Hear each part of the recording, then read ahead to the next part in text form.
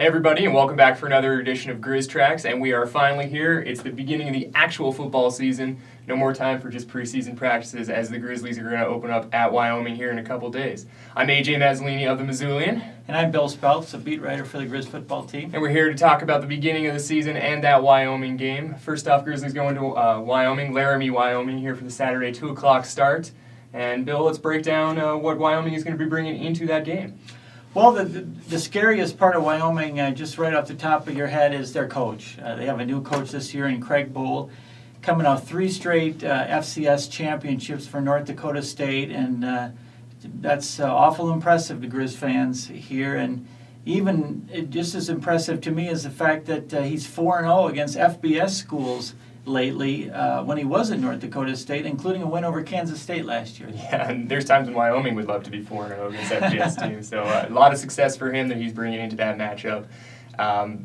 Sounds like Wyoming has kind of a mix of guys that are pretty experienced and guys that aren't, specifically on the defensive side where they got some guys coming back. Yeah, it's going to be interesting. We'll find out just how much it matters to change coaches. They have 9 returning starters, but they weren't good defensively last year. They gave up a lot of yards on the ground and through the air.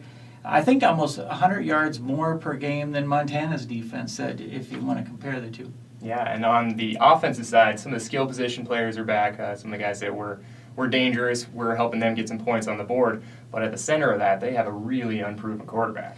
That's right. Colby Kirkegaard, he's a fifth-year senior. I'm sure he's just really excited to have the starting job. He was thinking about redshirting. He's thinking about transferring last year when he redshirted. And because there were 2 guys ahead of him that were supposed to be back this year, and they both left. One of them left early to go pro, and I think he plays in the CFL right now, and the other one transferred to Utah. So Colby's the starter, and I think they're going to just rely on him to be a game manager and not try to put too much on his shoulders, but evidently he can throw the ball, so we'll see what happens against the Griz defense. And all of a sudden, this Cowboys program has really fallen into his hands. But as we're saying, not a very proven starter. It's been 2 years since he started a game. Sounds like it's going to be really key for those big uglies up front for the Grizzlies to get in there and try and rattle him early. Yeah, AJ, if they could rattle him a little bit, it should be interesting. You look across the board, that matchup, the offensive line of Wyoming and the defensive line for Montana. Wyoming's offensive line will have about a 20-pound advantage per guy across the line, but Montana will be quicker, and they're definitely more experienced. So it's going to be fun. You think about Zach Wagman. There's been a couple NFL scouts in camp this year, so I'm sure he would like to show what he can do against an FBS school. Sure, he's a real dangerous guy on the line there.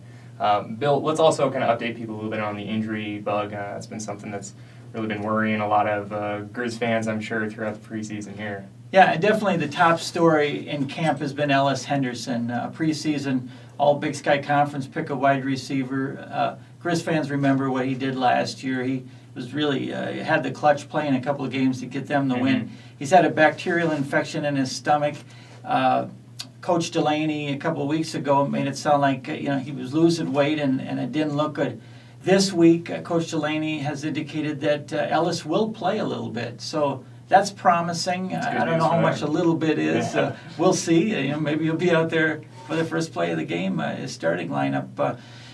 The one thing I do know for sure about him is that he hasn't taken any hits in a scrimmage in almost a year. So it'll be interesting to see how much he plays. Sure, and this is a pretty intriguing matchup, really, for the Grizzlies. They do have the potential for maybe pulling off a win over the FBS program, and it's been a long time since they've done that. Almost 20 years at this point. Right. The last time was Oregon State, and lately they really haven't been close. Now, in their defense, they played Iowa and Tennessee, and those are some pretty tough programs there to beat. But this is a little different. The crowd, it won't be like going to Kinnick Stadium in Iowa City or the SEC country. Not quite the same in Laramie, it'll be about 30,000 people, which is comparable to the Griz crowds. So we'll see how much that plays a factor too, because Montana hasn't played in front of a crowd like that that was pulling for the other team in quite a while. Yeah, right. And again, that game coming up here on Saturday at 2 p.m. kickoff time in Laramie, Wyoming. And stay tuned for more coverage for the Griz all season long, in print and online at Missoulian.com. And check out our Griz Tracks videos every Thursday evening to help you get ready for the game. Thanks for tuning in.